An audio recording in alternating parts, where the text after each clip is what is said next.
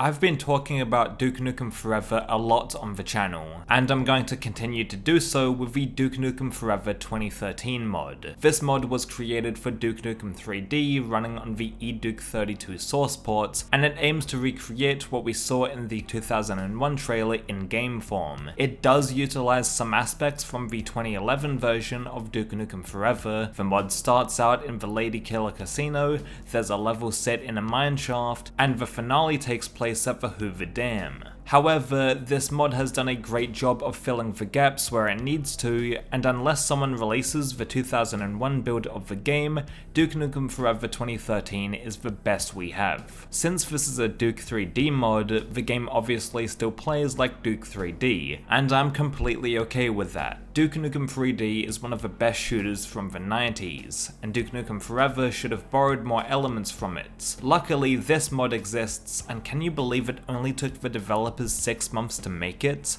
Maybe 3D Realms should have learnt from these guys that if you stick to one fucking engine, the game will actually get done. Shit man, Duke Nukem Forever is a tragic tale, but fortunately the 2013 version exists. As I said before, the game starts out in the Lady Killer Casino, with Duke overlooking the Las Vegas cityscape. This backdrop looks way more vibrant and detailed than the bland one we got in the official game. One of the major aspects that was missing in the 2011 version was actual color in the city. Everything looks so bleak, and it didn't make me want to explore any of it. Not that you could anyway, the game was extremely linear. In the 2013 mod, looking out this window and seeing the small details makes me eager to play the rest of the game. Instead of drawn out exposition like in the official game, this mod has one cutscene that sets the stage and a couple of little sound bites here and there. We don't have time for extended out scenes with these boring as batshit characters. Aliens are invading the fucking planets. So you collect the essential weapons and you head down to the casino. There's a real sense of an invasion taking place, with some of the tougher enemies spawning in and blowing stuff up. On the come get some difficulty at least, ammo is pretty tight early on, and this encourages exploration. The real Duke Nukem Forever never had anything like this, and it's a shame.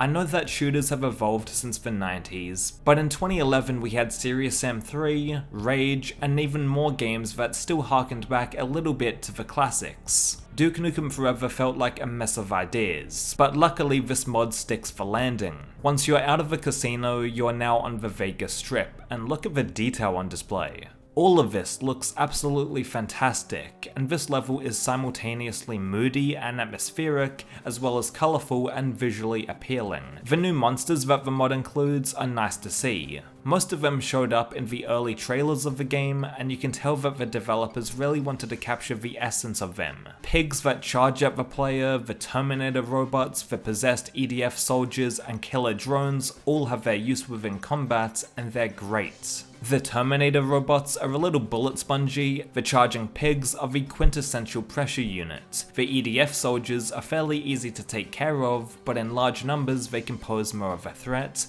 and also the Slimer that infects the soldier comes after you when he dies. If we were stuck with the base Duke 3D enemies, the mod still would have been fine and nothing would have felt missing, but the extra attention they spent on the new monsters really helped the project stand out. There's a motorbike you need to acquire to go to the next level with, and this was going to show up in the 2001 build, where you could have gone to different parts of a Vegas hub world. The motorbike in the mod controls fine, probably about as well as any vehicle can on the build engine, but I'm glad it doesn't overstay its welcome. There's no overly long set pieces with the motorbike, as you essentially travel from one area to another with it, and that's about it. The mod only contains 5 levels, but each of them have a decent length to it, and all of them are quite detailed. The second map of the game is located in the EDF Headquarters, where the aliens have taken control of most of the soldiers. This is when you can pick up the M16 assault rifle, a weapon that was featured in the 1998 and 2001 builds of the game. The M16 didn't make its way into the 2011 version as it was replaced with the Ripper cannon, but I'm glad to see it make a return in this mod. The M16 is fun to use and everything, but the Ripper is too iconic and connected to the Duke Nukem brand to fully replace,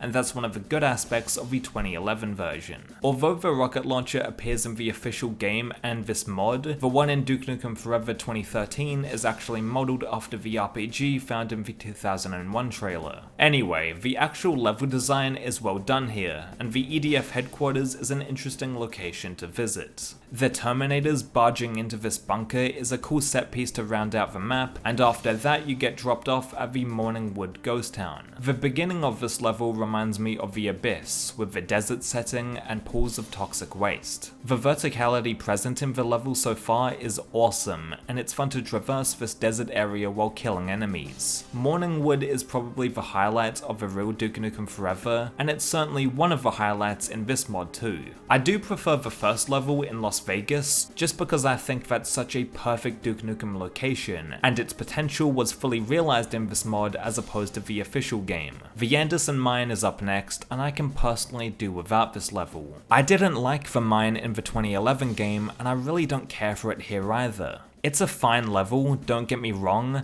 but I think riding on these minecarts can get a little tedious after a while. The Hoover Dam is the final level of the mod, and I never felt like this was a climactic enough ending to Duke Nukem Forever. Maybe it's just because the 2011 Hoover Dam looked unremarkable, and all of the ending levels were so fragmented that the third act never had that oomph to it. I still think that going back to the Las Vegas Strip would have been a cool idea for a finale, like maybe you return to it and everything's in ruin. That being said, the section where you ride a donkey is fucking ridiculous, but it totally works, and it falls in line with what was shown in the 2001 trailer. The final boss of this mod is just some big alien tub of fuck. He's just a massive bullet sponge, and that's about it. Duke Nukem Forever 2013 is a near-perfect love letter to the first trailers, and it's ultimately bittersweet. This mod shows what could have been with Duke Nukem Forever, and it makes me think, what if we never got the 2011 version? It wouldn't have tainted the Duke Nukem brand to where we're only getting remasters of Duke 3D nowadays. If Duke Nukem Forever didn't come out, we might have seen a Duke Nukem reboot from another developer. However, if Duke Nukem Forever didn't come out the way that it did, the fans might have not been so passionate to create this excellent mod redesigning the game on the build engine. At the end of the day, playing this what if game can lead you down a bad road. It doesn't matter what the scenario is, overthinking about the what ifs in life can be dangerous for your mind. Even though we're talking about a fucking video game here, I feel like embracing this mod and the good Duke Nukem games is better than wasting time thinking about the past developments of Duke Nukem Forever.